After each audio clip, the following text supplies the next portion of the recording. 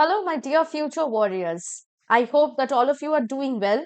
बहुत थक गए होंगे आप लोग क्योंकि आज था CDS 2 2024 exam and after taking the exam you must be waiting so desperately for us to come and tell you the answer keys for the examination.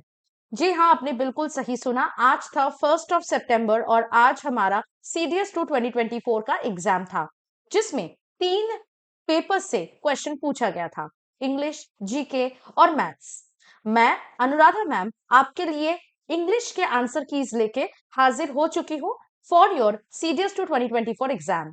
I hope आपका एग्जाम बहुत अच्छा गया हो और जो आपने इंग्लिश से ग्रामर वोकैबुलरी प्रैक्टिस करके पढ़ के गए थे उसमें से भी क्वेश्चंस काफी इजी आया हो ना। After looking into the paper आपको लगता ही होगा कि डिफिकल्ट है थोड़ा सा, पर ऐसा नहीं है।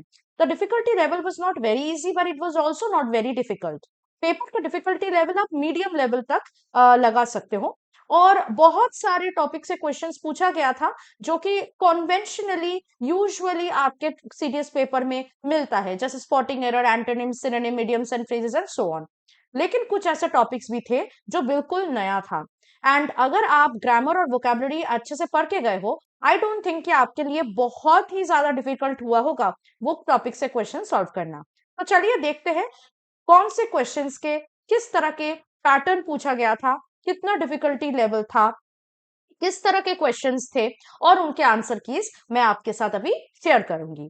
आज के सेशन में जो आंसर कीज हम लोग डिस्कस करेंगे वो सेट ए के क्वेश्चन पेपर से हम लोग लेंगे। आपको क्या करना पड़ेगा, घबराने की कोई जरूरत नहीं। अगर आपके पास कोई दूसरा सेट हो, I will be telling you which topic we are going to look into. उस टॉपिक पे आपको टर्न ओवर करना है पेज और उस टॉपिक के क्वेश्चंस का आंसर्स आपको मैच करना है। ठीक है। Now, before we start solving the answers, let me show you we have all provided a lot of courses for are different defence competitive exam. तो अगर आप बाकी कोई भी डिफेंस एग्जाम के लिए प्रिपेयर कर रहे हो and also for your upcoming NDA CDS 2025 examination, तो आप हमारे एसएसबी क्रैक एग्जाम्स ऐप को डाउनलोड कर सकते हैं। उनमें आपको सारे कोर्सेज के बारे में जानकारी मिल जाएगी, आप कोर्सेज को एनरोल कर सकते हैं। इसके साथ साथ हम मॉक टेस्ट सीरीज भी प्रोवाइड करते हैं जो आपको आपके एग्जाम के लिए और भी अच्छे से प्रिपेयर करने में हेल्प करता है। बस आपको वॉरियर 10 का कोड यूज करना है to get 10% off on the courses and test series. ना हम लोग बात करेंगे कि एग्जाम पैटर्न कैसा था इस बार सीडीएस में।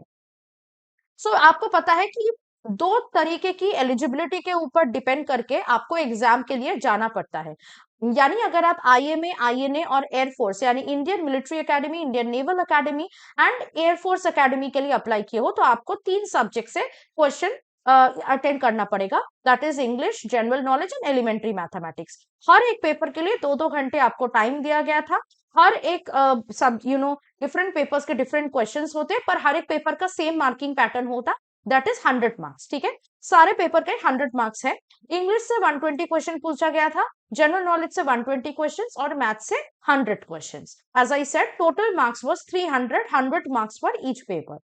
और अगर आप ऑफिसर्स ट्रेनिंग एकेडमी यानी ओटीए के लिए एलिजिबिलिटी या अप्लाई किए हो, देन आपको सिर्फ 2 पेपर्स का एग्जाम लेना पड़ा था, that is English and general knowledge. Again 2-2 घंटे का पेपर था और इंग्लिश और जनरल नॉलेज से 120 करके क्वेश्चंस पूछे गए थे और मार्क्स था इंग्लिश और जनरल नॉलेज का 100 इन ईच पेपर, यानी टोटल आपको 200 मार्क्स का एग्जाम देना पड़ा था ना। अगर हम इंग्लिश के पेपर के आंसर की डिस्कस करेंगे तो थोड़ा सा मार्किंग स्कीम भी देख लेते हैं इससे पहले कि क्या नेगेटिव मार्किंग है। बहुत सारे कैंडिडेट्स का ये कंफ्यूजन रहता है। जी हाँ, बिल्कुल सही, नेगेटिव मार्किंग है। इंग्लिश और जनरल नॉलेज के पेपर में हर एक क्वेश्चन 0.83 मार्क्स का था और रॉन्ग आंसर करने पर हर एक आंसर में आपको नेगेटिव मार्किंग होता है 0.27 मार्क्स का। एलिमेंट्री मैथमेटिक्स का हर एक क्वेश्चन में 1 मार्क था और नेगेटिव मार्किंग थी 0.33 मार्क्स का। तो ये था नेगेटिव मार्किंग और हर एक क्वेश्चन का कितना वेटेज है उसका मैं मार्किंग स्कीम जो मैं आपके साथ शेयर कर चुकी हूँ। अब आपको क्या करना है, जैसे आंसर कीज आपने मैच करवा लिया, आपको खुद का एक मार्क्स हिसाब कर लेना है, इवेलुएट कर लेना है टू नो कि वेयर यू आर स्टैंडिंग। अच्छा, now we will see the series two 2024 English paper analysis. ये चार्ट देख के आपको समझ में आएगा कितने टॉपिक्स पूछे गए थे, कौन कौन से टॉपिक्स थे और हर एक टॉपिक से कितने क्वेश्चंस पूछे गए थे। तो आप देख सकते हो बहुत सारे टॉपिक्स थे, almost 16 topics you could see, right. Matching list topic था जो कि CDS 1 2024 में आया था और इस बार भी ये रिपीट हुआ है, तो इसमें से 5 क्वेश्चंस पूछा गया था। Sentence improvement completely new topic, इससे पहले CDS में नहीं आया है, बट सिलेबस में था CDS का, पर आया कभी नहीं था, पर इस बार इससे क्वेश्चन पूछा गया था। 5 क्वेश्चन इससे भी आया था। एक्टिव पैसिव वॉइस एक ही बार CDS में पूछा गया था, इसके बाद पहले या इसके बाद कभी क्वेश्चन नहीं आया था, बट इस साल एक्टिव पैसिव वॉइस से भी क्वेश्चन आया, जो कि 5 थे। कॉमनली यूज वर्ड सीडीएस 1 2024 में एक नया टॉपिक था जो इंट्रोड्यूस किया गया था और इस बार भी इस टॉपिक को रिपीट किया गया है। कॉमनली यूज वर्ड से 5 क्वेश्चन पूछा गया था। एंटोनिम से 5 क्वेश्चन था। फिल इन द ब्लैंक से 10 क्वेश्चन थे। इडियम्स एंड फ्रेजेस से 5 क्वेश्चन पूछा गया था। सिनोनिम से 5 क्वेश्चन था। सेंटेंस कॉम्बिनेशन जो कि कंप्लीटली नया टॉपिक है, उसमें से 5 क्वेश्चन पूछा गया था। It was a very easy topic. However synonyms दोबारा पूछा गया था, लेकिन इस बार सेंटेंस या स्टेटमेंट फॉर्मेट में। जब हम लोग अभी क्वेश्चन सॉल्व करेंगे तो आपको समझ में आ जाएगा। तो उस टॉपिक से 10 क्वेश्चन पूछा गया था। Again this was comparatively a new question pattern. Ordering of words in a sentence से 10 क्वेश्चन था। ऑर्डरिंग ऑफ सेंटेंसेस से 10 क्वेश्चन था। प्रेपोजिशंस एंड डिटरमाइनर से 10 क्वेश्चन था। स्पॉटिंग एरर से 10 क्वेश्चन था। वर्ड क्लासेस और पार्ट्स ऑफ स्पीच मिला के 10 क्वेश्चन था। यानी दोनों ही टॉपिक आया था। I know you will say that ma'am दोनों तो सेम है, पर फिर भी दोनों टॉपिक ही पूछा गया था, वर्ड क्लासेस और पार्ट ऑफ स्पीच। तो हर एक टॉपिक से 5-5 क्वेश्चन आया था, यानी टोटल कुल मिला के 10 क्वेश्चन पूछा गया था। और पैसेज में 2 पैसेज आपको दिया गया था, जिसमें से 5-5 क्वेश्चन थे हर एक पैसेज के लिए। तो टोटल 10 क्वेश्चन पैसेजेस से यानी कॉम्प्रीहेंशन से पूछा गया था। तो ये है हमारे सारे टॉपिक्स जो मैंने आपको अभी दिखाया, और आपको समझ आ गया कौन से टॉपिक से कितने क्वेश्चन है। Now we will start solving the question. I discuss the answer keys with you. Everybody be ready with your question paper. As I have mentioned in the beginning of the session, I'm mentioning once more. मैं जो इस session में answer की इसका flow या आप बोल सकते हो सीक्वेंस फॉलो करूंगी, वो सेट ए से फॉलो करूंगी, ठीक है। लेकिन मैं आपको डायरेक्शंस बता दूंगी। एक और खासियत था इस बार के सीडीएस के पेपर में कि अगर आप बाकी टाइम देखो, सीडीएस के इंग्लिश पेपर में ऊपर हेडिंग दिया जाता था, है ना, कि एंटोनिम्स टॉपिक है, सिनोनिम टॉपिक है, टॉपिक का नाम था। लेकिन इस बार के सीडीएस टू 2024 के इंग्लिश पेपर में ऐसा कोई भी हेडिंग, कोई भी टॉपिक का नेम मेंशन नहीं किया गया था। डायरेक्ट डायरेक्शंस थे, यानी डायरेक्शंस बहुत अच्छे से आपको पढ़ना है, समझना है कि कौन सा टॉपिक है और फिर आपको आंसर करना है। तो चलिए डायरेक्शंस पढ़ते to know what topic we are going to solve for the first at the first go today. तो द फर्स्ट टॉपिक का जो डायरेक्शन है, this is each item in this section consist of a sentence with an underlined word followed by 4 words or group of words. Select the option that is opposite in meaning to the underlined word and mark your response on the answer sheet accordingly. यानी हम लोग antonyms topic से question solve करेंगे। पहला topic है हमारा antonyms. तो जिनका दूसरा सेट है, आप लोग फटाफट एंटोनिम्स टॉपिक पे मूव कीजिए। फर्स्ट क्वेश्चन एंटोनिम टॉपिक से था, the leader's views were equivocal on the contentious issue. Equivocal was underline. आपको बताना था इक्विवोकल का एंटोनिम यानी ऑपोजिट। ऑप्शंस में था ऑब्सक्योर, एम्बिग्यूअस, क्लियर एंड वेग। ना यहाँ पे अगर आपने odd one out formula use किया है तो आपके लिए आंसर मिल गया होगा, even if you don't know the meaning of equivocal. Obscure मतलब नॉट क्लियर, एम्बिग्यूअस मतलब again which is not definite, unclear, वेग का मतलब अनक्लियर। यानी तीनों वर्ड्स जो है वो सेम है, लेकिन एक वर्ड है क्लियर जो ऑड वन आउट है। तो सी हो जाएगा आंसर। अगर आपने सी आंसर किया है बिल्कुल सही है, इस क्वेश्चन का आंसर भी सी ही होगा। इक्विवोकल का मतलब है unclear. Okay, so C, clear, will be the right answer. Next question from antonym. The authorities interacted with a group of mutinous students. Mutinous underlined है। mutinous का antonym क्या होगा? ऑप्शंस में unruly, contumacious, seditious and obedient. इसका answer होगा option D, obedient. mutinous का मतलब है जो छात्र rebellious है, फाइट करते हैं, ठीक है, यानी जो डिसोबीडियंट है, सुनते नहीं है। अनरूली का मतलब है वाइल्ड, कंट्यूमेशियस का मतलब है स्टबर्न, सडिशियस का मतलब है प्रोवोकेटिंग। म्यूटिनस मतलब म्यूटिनी से आया है, revolting. So obedient will be the right answer, the antonym of म्यूटिनस।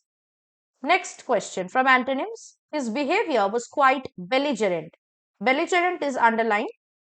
Belligerent का आपको एंटोनिम बताना है। ऑप्शंस में bellicose, antagonistic, combative and amiable. इसका आंसर हो जाएगा ऑप्शन डी, एमिएबल। बेलिजरेंट का मतलब है हॉस्टाइल और अग्रेसिव, एंड एमिएबल का मतलब यू नो फ्रेंडली। बेलिकोस का मतलब भी सेम है, हॉस्टाइल और अग्रेसिव। एंटागोनिस्टिक का मतलब again same, it means aggressive. Combative has come from the word combat which means fighting. Combative मतलब जो हमेशा फाइट करता है। ओके, तो डी होगा correct answer. Next question, he was effusive in his praise. effusive is underlined, effusive का antonym आपको बताना है। ऑप्शंस में है exuberant, profuse, voluble and reticent। इस क्वेश्चन का आंसर होगा ऑप्शन डी, reticent। effusive का मतलब है gushing, someone who does something in a very outspoken manner, okay, in a plentiful manner। exuberant का मतलब है lively और cheerful और energetic। profuse का मतलब है plentiful और abundant। voluble का भी मतलब है a lot और talkative, जो बहुत बात करता हो, talkative। तो reticent का मतलब क्या है? somebody is very shy, withdrawn, very restricted। okay, chalo next, last question from antonym, fifth question, he is often accused of being iniquitous in his conduct। iniquitous is underlined, आपको बताना था iniquitous का antonym. Options are preposterous, execrable, virtuous and revolting। इसका answer होगा option C, virtuous। iniquitous का मतलब है जो सिंफुल है, पापी, जो evil है, जो immoral है। Okay, preposterous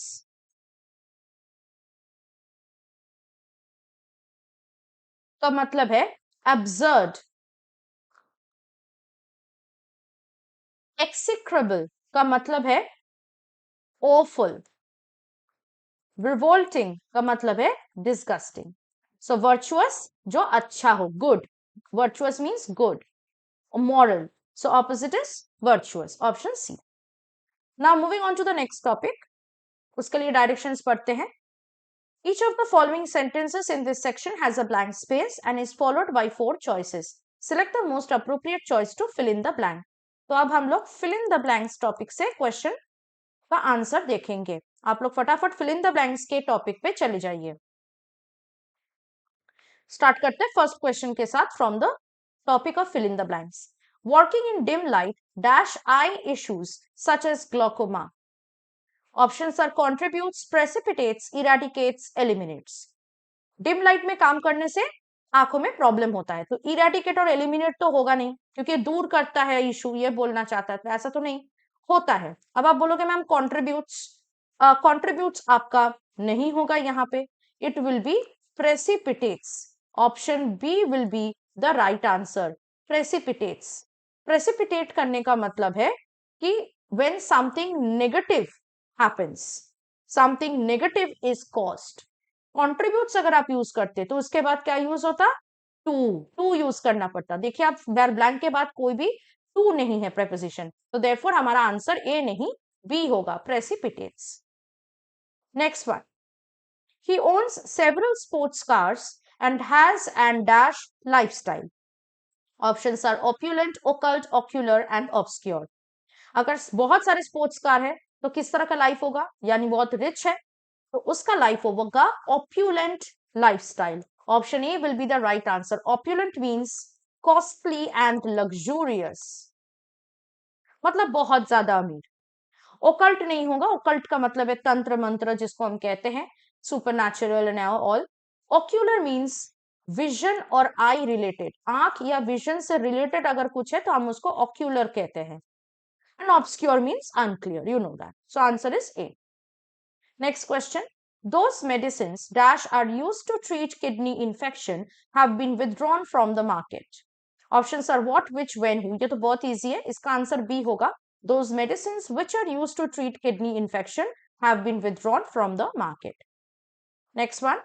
Dash intake of sugar can cause health problems। Options are excess, excess of, excessive, excessively। Of course, the answer will be option C. Excessive intake of sugar can cause health problems.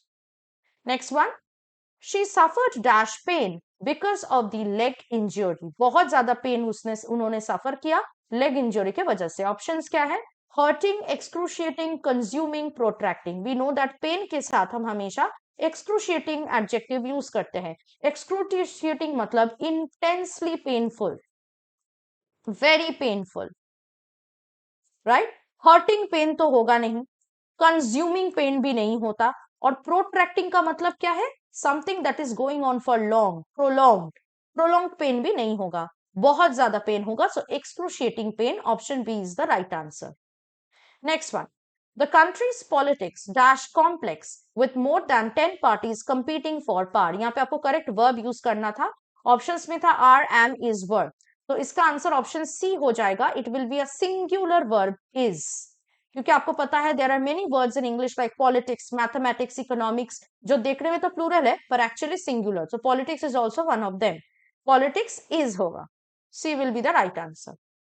Next one, the job advertisement stipulates that the applicant dash 3 years experience. Advertisement क्या बोल रहा है कि ऐसा applicant चाहिए जिसके पास 3 साल का experience होना आवश्यक है. ऑप्शंस में क्या है? have, had, shall have, must have. have तो होगा नहीं क्योंकि applicant singular है. प्लूरल वर्ब have हम यूज नहीं कर सकते. पास्ट में भी नहीं होगा क्योंकि sentence is in present. Stipulates tell us so. Shall have मतलब हो सकता है, नहीं भी हो सकता, ऑप्शनल, बट ऐसा भी नहीं है, आवश्यक है. So option D will be the right answer. The job advertisement stipulates that the applicant must have 3 years experience. Next question from fill in the blanks. Newspapers have reported heavy flooding in the coastal areas. The damage dash to be extensive. The answer will be option D. The damage is expected to be extensive. Damage ये सोचा जा रहा है कि बहुत ज्यादा हुआ है, is expected. Next one. The local bank was robbed by a group of men dash were armed. क्या होगा यहाँ पे correct answer? Option A. 4 of whom were armed. जिनमें से 4 armed थे. Okay, 4 of whom were armed. Last question from fill in the blanks. The country dashed several economic changes in the past 2 decades. Past 2 decades यानी 20 सालों से country बहुत सारी economic changes से गुजरे हैं. So the right answer will be option B.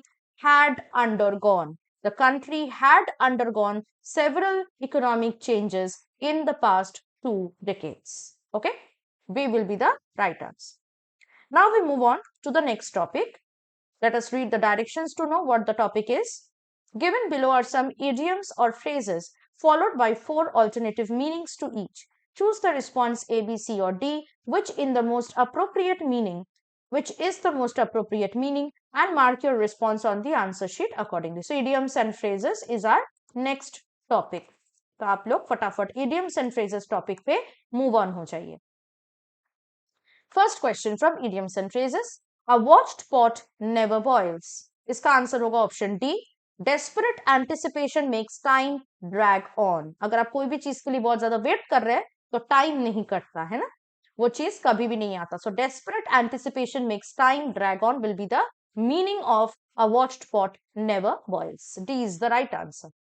Next question. Look to your laurels. इसका मतलब है कि अपना पोजीशन संभालो, अपने अचीवमेंट्स को संभालो ताकि बाकी कोई आके आपसे वो छीन के ना चला जाए. It also means to make an extra effort to secure one's position. अपना पोजीशन संभालने के लिए अच्छे से काम करो, एफर्ट्स दो. Okay, so A will be the right answer for this. Next question. Play devil's advocate. Devil's advocate का मतलब है जब आप सिर्फ डिस्कशन के लिए या चीजों को समझने के लिए, ठीक है, आप किसी के विरोध में जाके बात करते हो, but it is not because that you are against the ideas or against that person. You simply want to know more or discuss about the things. So D will be the right answer to this. Play devil's advocate का मतलब है to pretend to be against an idea in order to discuss it more carefully. Next question. Be in the same boat. ये हम कहते हैं we are all in the same boat. मतलब जिस परिस्थिति में आप हो उस परिस्थिति में हम भी हैं, और ये हमेशा नेगेटिव प्रॉब्लम्स को समझाते हैं. तो इसका आंसर बी होगा. To be in the same unpleasant situation. Next question. Tilt at windmills. इसका मतलब है option D. To waste time dealing with enemies and problems that do not exist. मन ही मन किसी के साथ लड़ना या किसी प्रॉब्लम्स को फेस करना जो है ही नहीं, जो एग्जिस्ट ही नहीं करता, that is called tilt at windmills, to waste time dealing with enemies and problems that do not exist. So D will be the right answer for this. Moving on to the next topic, directions padhte to know what topic we are going to now look into.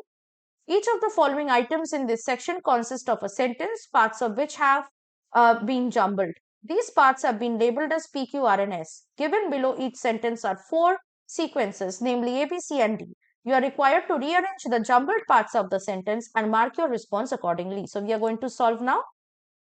Ordering of words in a sentence topic. तो आप लोग फटाफट से इस topic पे move on कर लीजिए. Start करते हैं फर्स्ट क्वेश्चन के साथ इस टॉपिक का. This is the first question. इस क्वेश्चन का आंसर ऑप्शन ए होगा PSQR, यानी the sentence will be the essence of human resource development is education, which plays a significant and remedial role in balancing the socio-economic fabric of the country. Next question. इस question का answer होगा option C SRQP. The sentence will be financing for gender equality is central to mitigate gender inequalities, and gender budgeting is a critical strategy in this endeavor. Next one. इस question का answer है option A RQPS. Fruit and vegetables are essential ingredients for a wholesome and balanced diet and are vital items of mass consumption. Next question from ordering of words topic. इस question का answer होगा option B SPQR. India's position is reflected in decisions relating to the reduction of greenhouse gases and extending financial support to developing countries. Next one. For this question, your answer will be option B RSQP.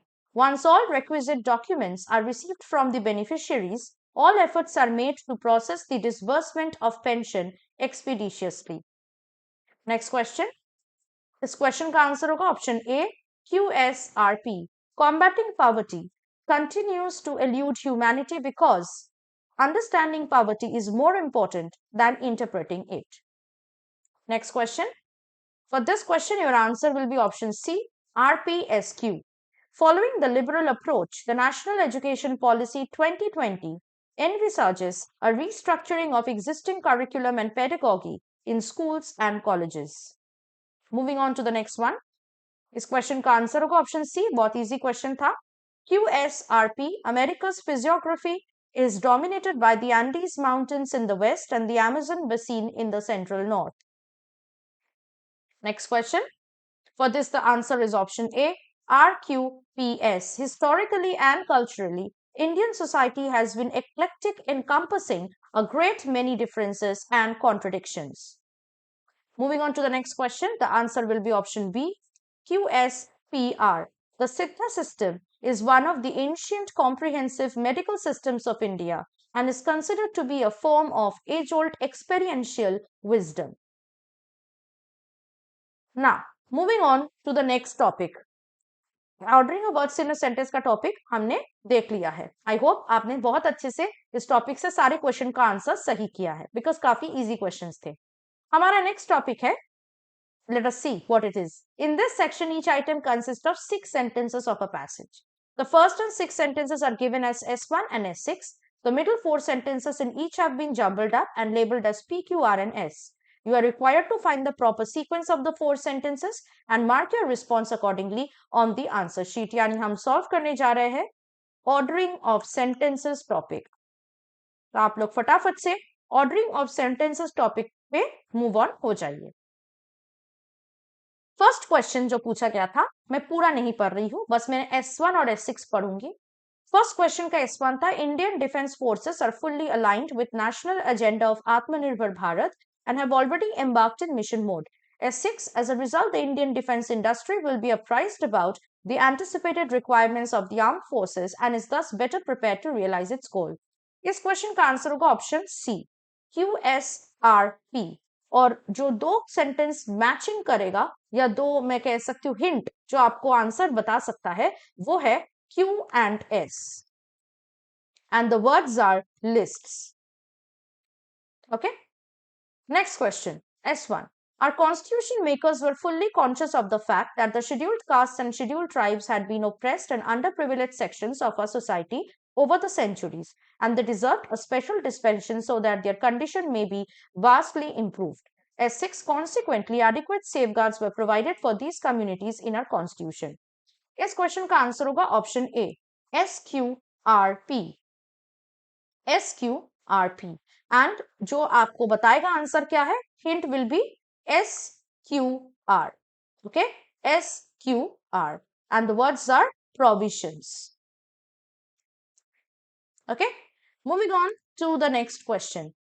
S1. Startup India is a flagship initiative of the Government of India. S6. Under the Startup India scheme, eligible companies can get recognized as startups in order to access a host of tax benefits, easier compliance, IPR fast tracking, and other benefits. इस question का answer होगा option D, RSQP.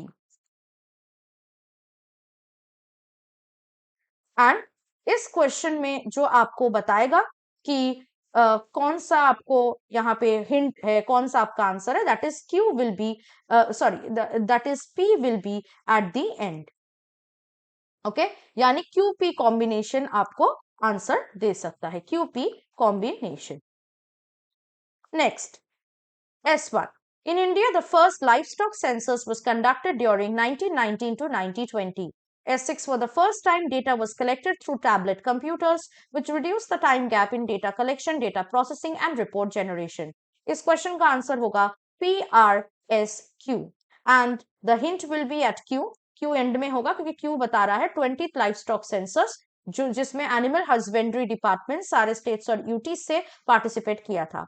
क्योंकि यह हाल फिलहाल में हुआ है, इसलिए डेटा भी काफी एडवांस तरीके से कलेक्ट किया गया. Next question. S1. India has been a welfare state since independence. S6. Elimination of poverty, ignorance, diseases, and inequality of opportunities, and providing a better quality of life were the basic premise upon which all the plans of the development were built. इस question का answer होगा option B, QPSR.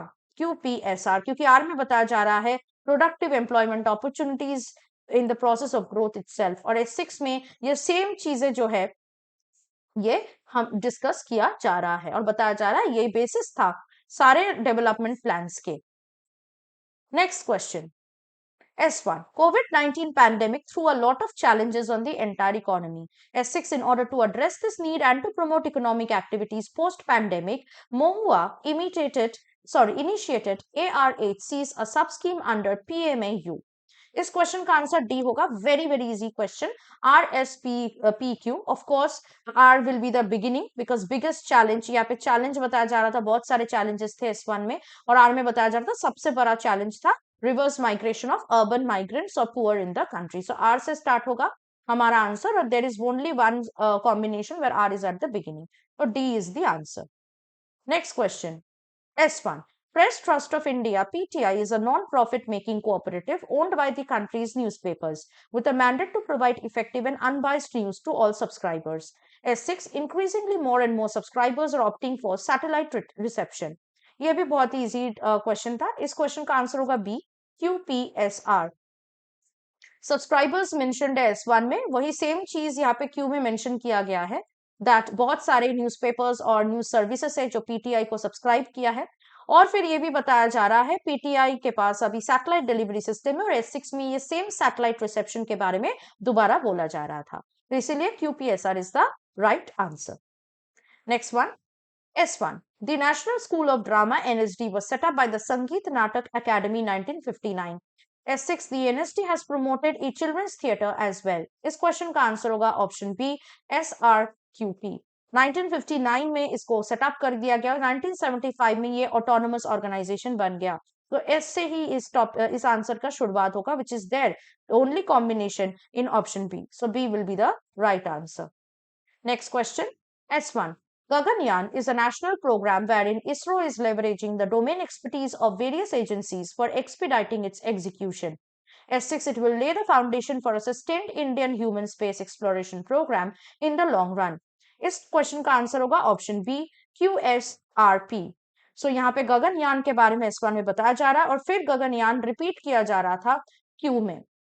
इसके साथ साथ इसका next होगा S में, a new ISRO centre human space flight centre has been form for low earth orbit flights. और एस के बाद आर में बताया जा रहा है this new vertical envisages undertaking the demonstration of human space flight to low earth orbit in the short term। तो इसको एक्सप्लेन किया जा रहा है आर में। तो S R combination will be the right combination which will help you to know the answer, जो सिर्फ और सिर्फ बी में था, तो बी हमारा आंसर है। Moving on to the next and the last question from this topic of ordering of sentences. S1. India has the largest youth population in the world. S6. The role of the Department of Youth Affairs is to act as a facilitator and catalytic agent for youth development. इस question का answer B होगा QRPS, क्योंकि youth के बारे में बताया जा रहा है इंडिया में सबसे ज्यादा यूथ पॉपुलेशन है वर्ल्ड का। और फिर क्यू में बताया जा रहा है youth represent the most dynamic and vibrant segment of the population. और उनके कंस्ट्रक्टिव और क्रिएटिव एनर्जी को टैप करने के लिए डिपार्टमेंट ऑफ यूथ अफेयर्स जो है दो ऑब्जेक्टिव्स पर्सनालिटी डेवलपमेंट और नेशन बिल्डिंग के लिए परस्यू करते हैं। So B is the right answer. So I hope that the answers from this topic are clear to you. Moving on to our next topic, जिसके लिए हम directions पढ़ेंगे और जानेंगे हमारा अगला टॉपिक क्या है। Each of the following sentences has a word or words underlined. Read the sentence carefully and find which word class the underlined words or word belongs or belong to. Indicate your response on the answer sheet accordingly. यानी हम अब what classes से question solve करेंगे. So let us turn to word classes topic. First question from word classes. Consequently, this poses a threat to agriculture and human health. Consequently is underlined. आपको बताना है consequently क्या है, adjective, adverb, verb और noun। मैंने बताया था आपको कि ly से कोई भी वर्ड खत्म होता है तो वो हमेशा adverb होता है, तो इस केस में भी आंसर बी होगा which is an adverb। Next question. His only answer was a grunt. Only is underlined. Only किसको modify कर रहा है? The noun answer. So therefore only is what? Noun, adjective, pronoun or determiner? It is an adjective. B is the right answer. Only determiner नहीं है, adjective है। Next question. To swim every day is good for health. To swim is underlined. To swim क्या है? Participle, infinitive verb, gerund और adjective. It is infinitive verb जिसका formula है to plus main verb या to plus V1, जो हमें यहाँ पे देखने को मिल रहा है, to swim. So answer will be option B. Next question. I didn't tell him anything except that I needed the money. Now ये question word classes से ही NDA 1 2024 में पूछा गया था इन इंग्लिश सेक्शन, जो कि ये क्वेश्चन इन्होंने रिपीट किया है CDS 2 2024 के इंग्लिश पेपर में। तो आप देख सकते हैं questions are getting repeated. By the way, except क्या है? Let us see that. Adjective, adverb, preposition or conjunction? Basically, except is joining two sentences. I didn't tell him anything and I needed the money. So here except is a conjunction. So answer होगा D. Next question. She married at 18 and gave birth to her first child shortly thereafter. What is thereafter here? Pronoun, determiner, adjective or adverb. Thereafter is an adverb. So option D is the right answer. Next topic is what? Let us see. Identify the part of speech of the underlined word or phrase in the sentence and mark your response in the answer sheet accordingly. तो आप देख सकते हो almost same है, ये parts of speech topic से है, but आप इसको वर्ड क्लासेस के टॉपिक से भी ले सकते हो because they are same, right? तो everybody turn to this topic now, parts of speech. इसमें भी आपको सेम करना है, बताना है अंडरलाइन वर्ड कौन से पार्ट ऑफ स्पीच को बिलोंग करता है। First question, he is one of the tallest boys in his class. His is underline. His क्या है? Possessive pronoun, noun, reflexive pronoun और न्यूमरल एडजेक्टिव। इस क्वेश्चन का आंसर होगा option A, possessive pronoun. Now many of you will say कि ma'am his तो possessive pronoun नहीं है, पोजेसिव एडजेक्टिव है। आप बिल्कुल सही हो। दिस इज एक्चुअली, अगर टेक्निकली देखा जाए, it's a pronoun but it is a possessive adjective. लेकिन हमारे यहाँ पे ऑप्शंस में सिर्फ एडजेक्टिव नहीं था, न्यूमरल एडजेक्टिव था, जो कि ये है नहीं, नंबर तो ये नहीं बता रहा है। रिफ्लेक्सिव प्रोनाउन क्या होता है? जो सेल्फ से एंड होता है, जैसे माई सेल्फ, हिमसेल्फ और सेल्फ, तो ये भी नहीं है। नाउन तो बिल्कुल नहीं है। तो हमारे पास बस प्रोनाउन का एक ही ऑप्शन था जो कि पोजेसिव प्रोनाउन है, इसलिए हमको वही आंसर चूज करना है। So A is the right answer here. Next one. The mighty river Brahmaputra flows through the plains of Assam. Mighty is underlined. Mighty is basically describing the noun river. So mighty is what? Adverb, adjective, noun or pronoun? It is an adjective. So B is the right answer. Next question. The money which one earns is not the money for himself. It is for the family and society. Himself is underlined. Himself क्या है? Noun, pronoun, verb, adverb. अभी मैंने कुछ देर पहले आपको कहा that himself is basically reflexive or emphatic pronoun. So it is a kind of pronoun. So B will be the right answer. Next one. The principal said we should always be disciplined. Always is underlined. Always क्या है? Preposition, adverb, adjective, determiner. It is an adverb. Okay. Next question. So B is the right answer for that question. Next, the river that flows through the village is tributary of the Kaveri. So river is what? This we all know. Very easy. Pronoun, noun, verb, adjective. It is of course noun. So B is the right answer. Very easy. चलिए next topic पे move on करेंगे. Directions पढ़ते हैं. हमारा topic क्या है? In this section you have to short passages. After each passage you will find some items based on the passage. Read the passage carefully and answer the items based on it. You are required to select your answers based on the contents of the passage and the opinion of the author only. So we are going to now solve questions from comprehension topic. So everybody turn to the comprehension topic quickly. जो हमारा first passage है, passage 1, it's talking about, basically it's based on a walking tour. मैं पहले एक दो sentence पढ़ती हूँ, but मैं पूरा पैसेज नहीं पढ़ूंगी. On the other hand, you can pause the session here and you can read the passage if you want. It must not be imagined that a walking tour, as some would have as fancy, is merely a better or worse way of seeing the country. There are many ways of seeing landscape quite as good, and none more vivid in spite of canting dilettantes than from a railway train. तो हम इस top passage से question का answer की देखेंगे. ठीक है. First question, according to the passage, what is the primary purpose of a walking tour? Options are seeing the landscape, quest of the picturesque, longing for pleasure, desire for education. Answer will be option C, longing for pleasure. खुशी के लिए, आनंद के लिए walking tour लोग करते हैं. Next, according to the passage, a walking tour should be gone up alone because it is more in the nature of a picnic. He may put his knapsack on or take it off with more delight. It will add to individual excitement. It will provide freedom, which is of the utmost importance. इसका answer होगा D. It will provide freedom, which is of the utmost importance. Next question. According to the passage, what can adversely affect the walking tour? Options are walking and talking at the same time, walking to rise above the everyday worries of life, walking to experience the beauty of the surroundings, walking to meditate in silence. Answer will be option A, walking and talking at the same time. Next one. According to the passage, how should a walking tour conclude? With a meditative peace above the real surroundings, with a peace that delights you, with the impressions of the surroundings, with the sounds of the birds around you. Answer will be option A, with a meditative peace above the real surroundings. Next question. What is the meaning of the word dilettantes in the passage? Persons who cultivate an aesthetic pursuit without real interest, professionals, morning joggers, school travelers. Answer will be A. Dilettantes are persons who cultivate an aesthetic pursuit without real interest. Moving on to the second passage. This is about the different ways of research and everything. Basically literary theory पे है ये. So इसका first two lines में पढ़ती हूँ. Historical analysis combines several levels of thinking and study, posing a question about the past, setting up the problem in a form intended to facilitate its solution, solving the problem and verifying the solution or interpretation. ठीक है. इसका question देखते हैं. First question from this passage, which of the following does not amount to historical analysis? इसका answer होगा option D, drawing from evidence to make impressionistic and informal conclusion. बाकी A B C सारे historical analysis के साथ related है. That is posing a question about the past, setting up the problem in a form intended to facilitate solution, solving the problem and verifying the solution or interpretation, combine several levels of thinking and study to arrive at a conclusion. अभी हमने जो line पढ़ा इसके basis पे ये question था. तो ये सारे हिस्टोरिकल एनालिसिस को बोलते हैं. बस जो नहीं बोलता वो है option D. Next question. The many genres of academic and popular history run the full gamut from logically systematic to impressionistic means. इसका मतलब क्या है? इस फ्रेज को पैसेज से लिया गया है. इसका मतलब है ऑप्शन ए में, the range of text varies from those based on objective analysis and those based on subjective assertions. So A will be the right answer. Next question. What, according to the author, makes historians come to conflicting conclusions? Number one, they are influenced by their philosophical beliefs in asking questions on the same data. Number two, they apply different interpretations on the same data.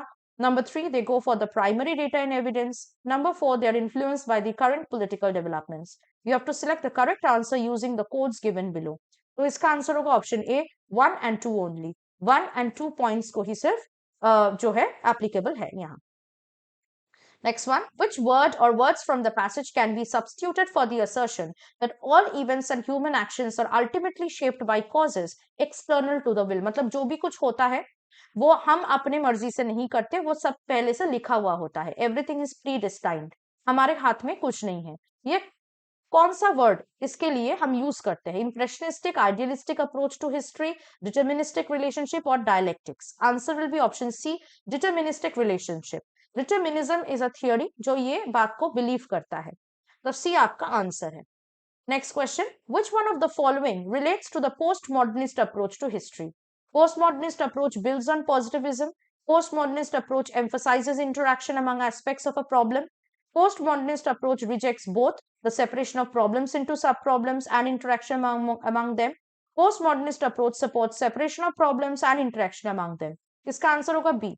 Postmodernist approach जो है problems को divide करके जो छोटा छोटा problems बनाते हैं और उसको हम अलग अलग देखते हैं, उसको रिजेक्ट करते हैं, लेकिन ये बोलते हैं कि उन प्रॉब्लम्स के जो एस्पेक्ट्स है वो इंटर रिलेटेड है, ये इस या उसके जो इंटरेक्शन है उस पर वो ज्यादा फोकस करते हैं. ये पोस्ट मॉडर्निस्ट अप्रोच है हिस्ट्री का. तो B will be the right answer, not the rest. Now we will move on to the next topic. Let us know what this topic is about. Each of the following sentences in this section has a blank space with 4 options. Select whichever preposition or determiner you consider the most appropriate for the blank space and indicate your response on the answer sheet accordingly. That means we are going to now solve questions from the topic prepositions and determiners. तो आप लोग फटाफट prepositions and determiners topic पे चले जाइए. First question from this topic, fill in the blank के format में है ये टॉपिक बिल्कुल. I saw Nandini dash, she was waiting for the bus. Options are during, while, on, for. Answer will be option B. I saw Nandini while she was waiting for the bus. जब वो बस के लिए इंतजार कर रही थी तब मैंने उसको देखा. Next, this sauce has to be used dash 23rd September. Options are by, for, into, with. 23rd September से पहले ये सॉस को यूज करना है. So the answer will be option A.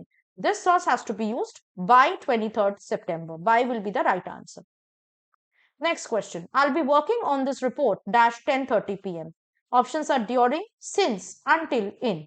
Answer will be option C, until. 10:30 बजे तक मैं इस रिपोर्ट पे काम करूंगी. I'll be working on this report until 10:30 p.m. Next question. I have dash energy left to complete the work. Our options are few, many, little, any. Answer will be option C. I have little energy left to complete the work. इसका मतलब है कि मेरे पास कोई भी energy नहीं है, कोई एनर्जी नहीं बचा मेरे अंदर काम को खत्म करने के लिए. Because you know without an article little means nothing. Few many नहीं होगा because energy can not be counted, it's uncountable. Next, I had dash trouble finding the house. Options are any, some, few, all. Answer will be option B. I had some trouble finding the house. कुछ मुसीबत मुझे उठाना पड़ा house को, घर को ढूंढने में.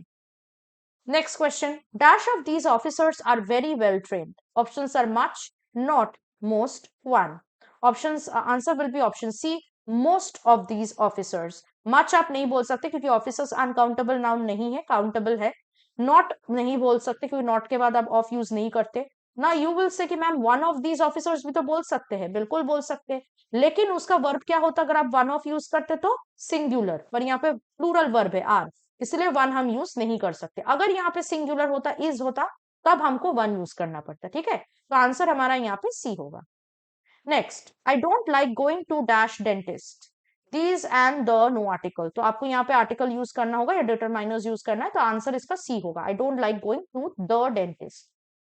Next question, replace the African elephant dash their endangered list. Now this is important. I know majority of you have gone for option A in their endangered list, which is also not completely false or completely wrong. क्योंकि spoken English में हम कहते हैं in my list, but actually it is wrong. Grammatically correct answer will be on their endangered list. तो answer आपका A नहीं D होगा.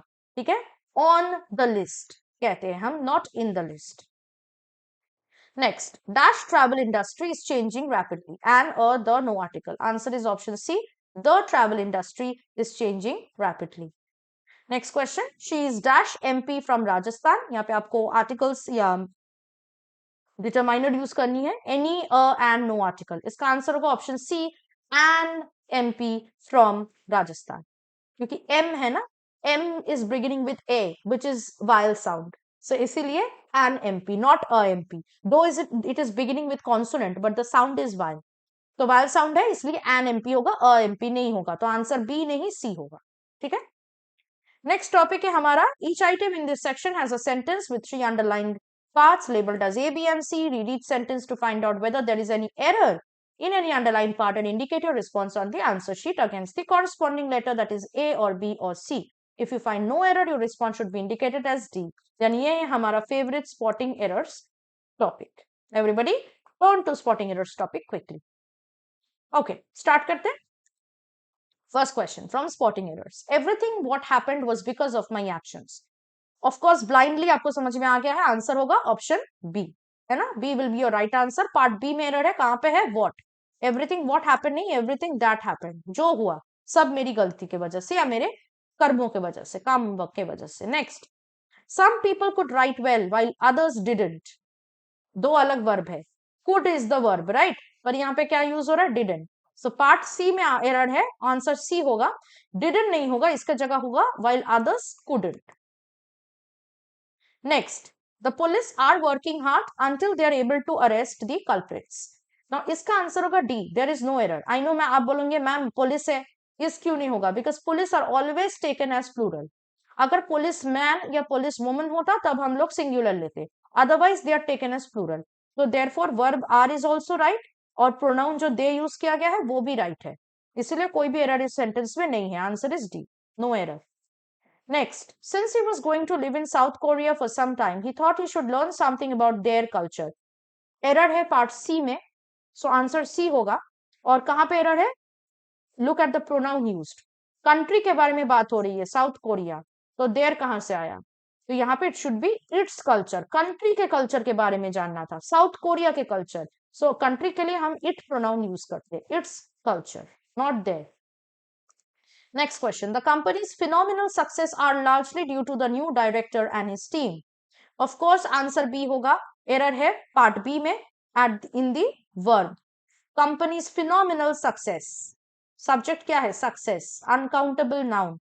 तो singular verb होगा. Is largely due, not are. Next. I am owning 2 houses in Bangalore. Error is in part A. Option A will be your right answer. Own is a static verb. आप इसको ing form में नहीं use कर सकते. So am owning is incorrect. It should be I own 2 houses in Bangalore.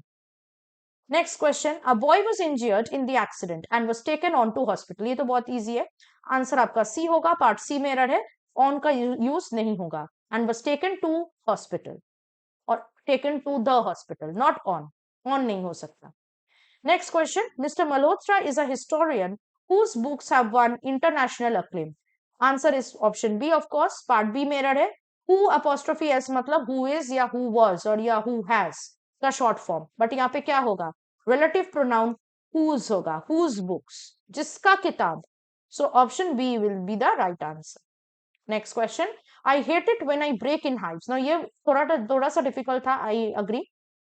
इसका right answer B होगा.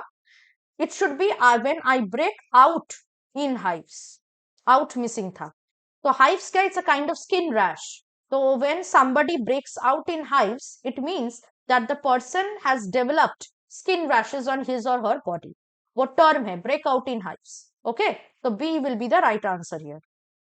Next and the last question from spotting error topic. Either Vikas or his friends is going to cook dinner. ये rule तो हमने कितनी बार practice किया है, हमको पता है. जब either और दो डिफरेंट नंबर के सब्जेक्ट को ज्वाइन कर रहा है तो जो वर्ब होगा वो उसके सबसे क्लोजेस्ट सब्जेक्ट को फॉलो करेगा. सो ईदर और यहाँ पे जो सब्जेक्ट वर्ब है उसका क्लोजेस्ट सब्जेक्ट क्या है, हिज फ्रेंड्स. फ्रेंड्स क्या है, प्लूरल, तो इसलिए वर्ब भी प्लूरल होगा. It should be are. Either Vikas और his friends are going to cook dinner. तो सी पार्ट में एरर था, आपका आंसर क्या होगा, option C. Next topic. Each item in this section consists of a sentence with an underlined word followed by 4 words or group of words. Select the option that is nearest in meaning to the underlined word and mark your response on the answer sheet accordingly. So अब आ गया हमारा synonym topic से question देखना, ठीक है, answer keys discuss करना. So everybody turn to synonyms topic. Okay, so this is the first question from the synonym topic. All right. The question is, first question, the village headman was old and cantankerous. Cantankerous is underlined. आपको बताना था इसका synonym. Options are polite, ill-tempered, weak and serious. Cantankerous का मतलब है जो खिचखिच करता है, मतलब जो बहुत ही शॉर्ट टेम्पर्ड है या इल टेम्पर्ड है, बहुत जल्दी इरिटेट हो जाता है. तो इस क्वेश्चन का आंसर होगा option B. Cantankerous means ill tempered. Next question. Psychological problems among the youth can be attributed to the pernicious influence of the internet. Pernicious underlined है, आपको बताना है pernicious का synonym. Options are harmful, innocuous, positive, tricky. इसका answer होगा option A, harmful. Pernicious means harmful. Innocuous means safe or harmless. ये actually opposite है pernicious का. ठीक है. Next question. Our teacher told us not to be verbose while writing. Verbose is underlined. आपको बताना है verbose का synonym. Options are exaggerate, short, informal, succinct. So verbose का मतलब है using too much words. Verbose means wordy. बहुत सारे शब्द का प्रयोग जहां करते हैं वो verbose होता है. तो इसका आंसर होगा ऑप्शन है exaggerate. Exaggerate करने का मतलब भी बहुत ज्यादा शब्द यूज करना होता है. ठीक है. Succinct in the other hand means compact or short. Next, the actor narrated the story in a resonant voice. Resonant is underlined. आपको बताना है resonant का synonym. Options are soft, harsh, deep, quivering. इसका आंसर होगा option सी, deep. Resonant मतलब जो बहुत deep है. Okay? Baritone voice जिसको हम कहते हैं. तो C is the right answer. Next question. They were fed up with his doltish behavior. Doltish is underlined. Doltish का आपको synonym बताना था. Options में था wise, imbecilic, clever and precocious. तो इसका आंसर होगा ऑप्शन बी, imbecilic. Imbecilic का मतलब है stupid और foolish. Doltish का भी मतलब सेम है, foolish और stupid. Okay? And the meaning of precocious means a child who has developed or who has learned a lot of things more than his or her age. मतलब बहुत कम as में अगर आप बहुत ज्यादा डेवलप्ड कर जाते हो, एडवांस्ड हो जाते हो, उसको आप प्रीकॉशियस कह सकते हो. ठीक है. Moving on to the next topic now. The directions are in the following items a word is given followed by two suggested meanings. You are required to identify the correct meaning of the word and indicate your choice by using the code that follows. Now, this is also a kind of synonym, but in sentence format. And this is completely a new question pattern that is introduced in CDS2 2024 English paper. चलिए देखते हैं. You will understand how to solve the question. First question था, the word was anarchism. और इसके लिए दो meanings दिए गए थे. आपको बताना है दोनों करेक्ट है या दोनों ही गलत है या उनमें से एक करेक्ट है. जैसे anarchism, first number 1 was absence of government and or authority. And number 2 meaning was chaos and disorder in the absence of government. तो क्या होगा? One only, two only, both one and two, neither one nor two. इसका answer होगा option ए, one only. Anarchism का मतलब है जहाँ पे गवर्नमेंट नहीं हो, when the government is not present, but it does not means that due to the absence of government there is chaos and disturbances going on. So only one will be applicable. So A is the right answer. Next question, pristine. Meanings are number 1 in the original condition, number 2 in the defiled condition. Options are one only, two only, both one and two, neither one nor two. इसका answer भी होगा option ए, one only. Pristine का मतलब है which is in the original form and pure. So second में जो बताया गया in the defiled condition मतलब polluted condition, spoiled condition. So this is not applicable. Only number 1 is applicable in the original condition. Next word, enormity. Number 1, the fact of something being serious and grave. Number 2, abominable crime or sin. इस question का answer C होगा. Enormity means both. It means something very grave, serious. It also means abominable crime or sin. Okay, a very big crime or sin. Next question, quotidian. इसका क्या मतलब है? Number 1, to quote inaccurately. Number 2, someone fond of quoting others. इसका answer होगा D, neither one nor two, क्योंकि quotidian का मतलब है daily, mundane, every day. So both the meanings are not quotidian's meaning. Next, immolate. इसका क्या मतलब है? Number 1, to kill somebody or self by burning. Number 2, to kill somebody or self or an animal as an act of sacrifice. इसका answer होगा सी, both 1 and 2. Immolate का मतलब जलाना भी है. It also means जलाना as a form of sacrifice. Next, minimize. इसका क्या मीनिंग है? Number one, reduce something to the smallest possible degree. Number two, reduce expenses or the degree of anything or of any activity. इसका भी answer option C होगा, both one and two. You can minimise to a possible smallest degree, you can also minimise expenses, okay, or any other activity. Next question, deify. इसका क्या मतलब है? Number one, to treat someone in high office with utmost reverence. Number two, worship or treat someone as God. इसका answer होगा B, only to, one नहीं. किसी को अगर आप बहुत ज्यादा रिस्पेक्ट दो तो उसका मतलब ये नहीं कि आप उसको भगवान का दर्जा दे रहे हो. लेकिन डेइफाई का मतलब है किसी को ऐसा पूजा करना, ऐसे ट्रीट करना जैसे वो ही भगवान हो. Worship or treat someone as God. So only two is applicable, therefore answer is B. Next question, raconteur. इसका क्या मतलब है? Number one, someone who is capable of telling stories in an interesting manner. Number two, somebody who believes in only telling tall tales, बड़ी बड़ी बातें करने में जो बिलीव करता है. इसका आंसर होगा ऑप्शन ए, वन ओनली. ठीक है, सिर्फ one. Raconteur is a person जो बहुत अम्यूजिंग वे में स्टोरी बोल सकते हैं. That means is a very good and amusing story teller, but not applicable for number two. Number two is not applicable here. Next question, emasculate. इसका क्या मतलब है? Number one, making someone strong and powerful. Number two, increase one's musculature. इसका answer D होगा, neither one not two. Emasculate का मतलब है when you deprive a man of his male role और आइडेंटिटी. जब आप उसके मेल रोल या आइडेंटिटी को छीन लेते हो, देन यू इमैस्कुलेट द पर्सन. या फिर इसका मतलब है टू वीकन समवन, किसी को बहुत ज्यादा कमजोर बना देना या इनइफेक्टिव बना देना. ठीक है, उसका मतलब इमैस्कुलेट. तो आंसर डी होगा, neither one not two. Next question, perturbation. इसका क्या मतलब है? Number one, mental anxiety and disturbance. Number two, deviation of a system or moving object caused by an outside influence. इसका आंसर सी होगा, both one and two. दोनों meaning ही इसका है पर्टर्बेशन का. ठीक है, now moving on to next topic. In the following items a pair of sentences are given in which keywords have been underlined. Identify the sentence or sentences in which the underlined words have been used correctly in the context and mark your choice using the code that follows. Basically ये commonly used words topic से है. ये topic बिल्कुल नया है जैसे आपको पता है, और ये टॉपिक CDS 1 2024 में लाया गया था. तो ये टॉपिक दोबारा रिपीट हुआ है इस बार भी. ठीक है, चलिए देखते हैं. First question, in spite of number one sentence of the first question, in spite the cold, he decided to climb the mountain top. In spite is underlined. Number two, despite of the warning, she was determined to swim the entire distance. Despite is underlined. आपको बताना है one only is right, two only is right, both one and two are right, और neither one nor two is right. इसका answer होगा option D, neither one nor two is right here. क्यों? क्योंकि in spite के बाद of use होता है जो यहाँ पे यूज नहीं हुआ है, और डिस्पाइट के बाद ऑफ यूज नहीं होता. ठीक है, जो यहाँ पे यूज हुआ है. तो दोनों सेंटेंस में ही गलत तरीके से इन दोनों अंडरलाइन वर्ड्स को यूज किया गया है, इसलिए D will be the right answer.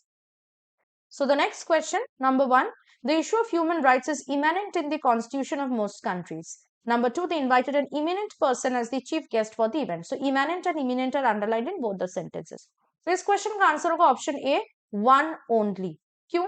Only number one sentence is right, not number two. Immanent का मतलब है एग्जिस्टिंग. ह्यूमन राइट्स की इश्यूज बहुत सारे कंट्रीज के कॉन्स्टिट्यूशन में एग्जिस्ट करता है, लेकिन नंबर टू में जो इमिनेंट पर्सन यूज किया गया वो गलत है. This imminent means which is about to happen, जो होने वाला है. तो जो होने वाला है पर्सन तो नहीं होता. इमिनेंट इंसिडेंट हो सकता है, इमिनेंट समथिंग हो सकता है, बट पर्सन नहीं. I know many of you must have mistaken it as eminent. Eminent अगर होता, EMINENT एमिनेंट होता, that means very famous, prominent. पर यहाँ पे एमिनेंट नहीं, इमिनेंट है. तो two is wrong here, only one is right. So one only is the right answer. So A is the right answer. Next question, number one, among those who had applied for the job, I found four candidates to be outstanding. Among is underlined. Number two, amidst the confusion caused by the melee, the perpetrator slipped away. Amidst is underlined. इस question का answer होगा सी, both one and two are correct. among हम इंसानों के लिए use करते हैं जो यहाँ पे यूज किया गया है, और amidst हम इसका मतलब होता है in the middle of confusion, confusion के बीच में amidst. तो इसका भी यूजर सही है. Next, number one, they will soon be applying for the permission. Will is underlined. Number two, they shall be pleased with the arrangements made by us. Shall is underlined. ये same kind of question was there in CDS 1 2024 also. ठीक है, इस topic से जो question पूछा गया था उसमें भी विल शैल का वर्ड यूज किया गया था और अंडरलाइन था। ये सेम क्वेश्चन था, आप चेक कर सकते हैं। तो मैंने तभी भी बताया, अभी भी बता रही हूँ, विल जो है थर्ड पर्सन या सेकंड पर्सन के साथ हम यूज करते हैं, जो कि फर्स्ट में यूज हुआ है, फर्स्ट सेंटेंस में दे है थर्ड पर्सन, उसके साथ विल यूज किया गया। लेकिन शैल फर्स्ट पर्सन के साथ यूज करते हैं सिर्फ, लेकिन यहाँ पे दे के साथ शैल यूज किया गया। तो क्या होगा, first is only right, second is incorrect.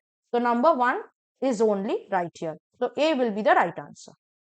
Last question from this topic. Number 1, you have been frivolous, whereas I have been serious, whereas is underlined. Number 2, the difficulty seemed insurmountable. Nevertheless, the courage to carry on was undaunted. Nevertheless is underlined. इस topic, इस question का answer होगा option C, both 1 and 2. ठीक है, दोनों question ही जो है, I am sorry, दो सेंटेंसेस ही जो है वो करेक्ट है। ठीक है, whereas यहाँ पे कॉन्ट्रास्ट के लिए यूज किया जा रहा है या कंपैरिजन के लिए, और नेवरदीलेस मतलब कॉन्ट्रास्ट के लिए। डिफिकल्टीज थे पर करेज जो था वो अनडॉन्टेड था।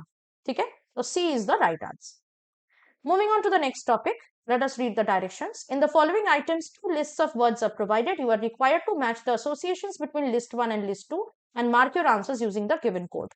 So अभी हम लोग मैचिंग लिस्ट टॉपिक से आंसर कीज देखेंगे। ठीक है, मैचिंग लिस्ट इससे पहले भी सीडीएस 1 2024 में इंट्रोड्यूस किया गया था ये टॉपिक, और ये टॉपिक फिर से दोबारा रिपीट में पूछा गया है, but there is a difference. CDS 1 2024 में मैचिंग लिस्ट में जो लिस्ट था उनमें फॉरेन वर्ड्स थे और उनके मीनिंग्स के साथ आपको मैच करवाना था।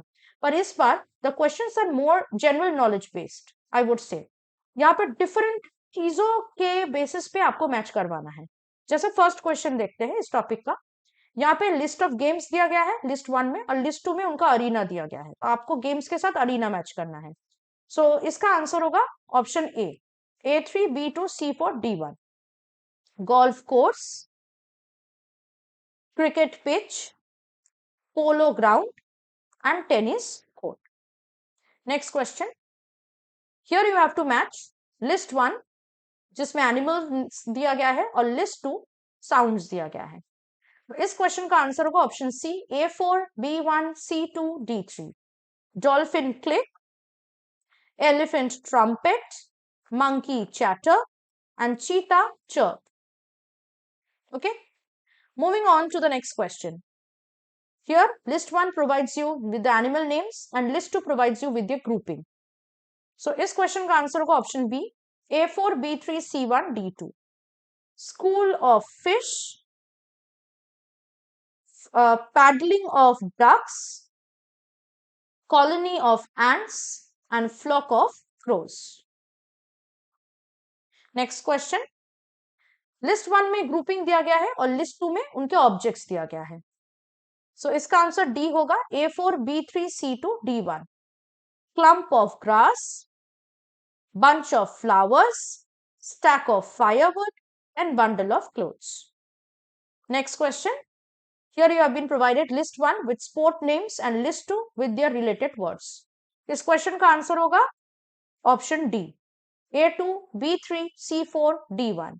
Swimming and is related with butterfly, butterfly stroke होता है स्विमिंग में। Kho-kho is related with chaser, chaser होता है खो-खो में। Ankle hold is related with kabaddi, okay, and fencing के साथ टूशे रिलेट होता है। Okay, now moving on to the next topic, let us read the directions now. In the following items, two sentences are given. You are required to identify the option that most appropriately combine both the sentences into one sentence and mark your responses accordingly. So this is sentence combination topic, which is the newly introduced topic in this paper. CTS 2 2024 में ये topic newly introduce किया गया है और बहुत easy है, घबराइए नहीं। आपको लग रहा होगा यार न्यू टॉपिक तो डिफिकल्ट है, ऐसा नहीं है, बिल्कुल इजी। आपको दो सेंटेंसेस दिया गया है क्वेश्चन में, उनको पढ़ना है, उनके बीच का रिलेशन समझना है और किस तरह ऑप्शंस में उनको जोड़ा गया है वो देखना है कि मीनिंग चेंज ना हो। Let us start. First question, he was adamant about refusing the honour bestowed upon him. He did not trust the credentials of the organization that intended to recognize his contribution. अब A में था as because, B में था due to, C में था since और D में था whenever। सेम दो सेंटेंस इसी है। तो इसका आंसर सी होगा. He was adamant about refusing the honor bestowed upon him since मतलब because he did not trust the credentials of the organization that intended to recognize his contribution. C will be the right answer, not A. कि as because is wrongly used. Because से पहले हम as नहीं use कर सकते. आप either as use कीजिए या because यूज कीजिए या since यूज कीजिए, पर as because हम नहीं यूज कर सकते टुगेदर. ओके, तो A आंसर नहीं होगा. अगर आपने A मार्क किया गलत है, C आंसर होगा. ठीक है. Next question. He undertook the difficult task. He did so albeit the fact that he did not have any spare time. Albeit का मतलब है although. उनके पास टाइम नहीं था लेकिन फिर भी उन्होंने डिफिकल्ट टास्क लिया. तो इसका आंसर होगा option A. He undertook the difficult task in spite of the fact. इस फैक्ट के बावजूद भी that he did not have any spare time. Next question. He wrote the exam with the utmost confidence. He was grossly underprepared for the examination. इस question का answer होगा option D. He wrote the exam with the utmost confidence, although he was grossly underprepared for the examination. Examination के लिए वो prepare बिल्कुल नहीं था, फिर भी एक कॉन्फिडेंस के साथ उन्होंने एग्जाम दे के आए. Next question. He pledged to donate his body parts. He was himself the beneficiary of organ transplantation. इसका आंसर होगा option B. He pledged to donate his body parts because, ऐसा क्यों? Because he was himself the beneficiary of organ transplantation. वो खुद organ transplantation से उसको फायदा मिला है, इसलिए वो अपना बॉडी पार्ट डोनेट करना चाहता है. Next question. He was adamant to undertake the journey to the hills. He had promised to visit his school. इस क्वेश्चन का आंसर होगा option A. He was adamant to undertake the journey to the hills for he had promised to visit his school. क्योंकि उन्होंने promise किया था अपना school वो visit करेगा, इसीलिए वो हिल्स गया, मतलब उसके हिल्स में स्कूल है. Now, moving on to the next topic. In the following items, a sentence is given with one or more underlined words. From the options provided, mark the correct answer from among A, B, or C, which is the most appropriate improvement over the word or words to be substituted. If no improvement can be identified, mark your response as D. So now we are going to solve question from sentence improvement topic. Sentence improvement topic CDS के English syllabus में था तो, लेकिन कभी पूछा नहीं गया. लेकिन इस बार इस टॉपिक से क्वेश्चन पूछा गया था. अगर आपके पास ग्रामर नॉलेज था अच्छे से, आई होप आप ये सब ग्रामर पढ़ के गए थे, तो ये क्वेश्चन भी काफी इजी होगा सॉल्व करने में. प्लस ये स्पॉटिंग एरर टाइप का ही है. तो चलिए देखते हैं. First question. Similar mishaps are continuously happening on the new highway because of improper signalling. Happening is underlined. आपको बताना है हैपनिंग के जगह कौन सा वर्ड हम यूज कर सकते हैं. मैनिफेस्टिंग, अकरिंग, रिपीटिंग या नो इंप्रूवमेंट इज नेसेसरी. जरूरत नहीं है, हैपनिंग इज राइट. इस क्वेश्चन का आंसर होगा ऑप्शन बी, अकरिंग. अगर हैपनिंग हम यूज करते हैं इसका मतलब हमेशा हो रहा है, लेकिन ये मिसहैप से फ्रीक्वेंटली हो रहा है.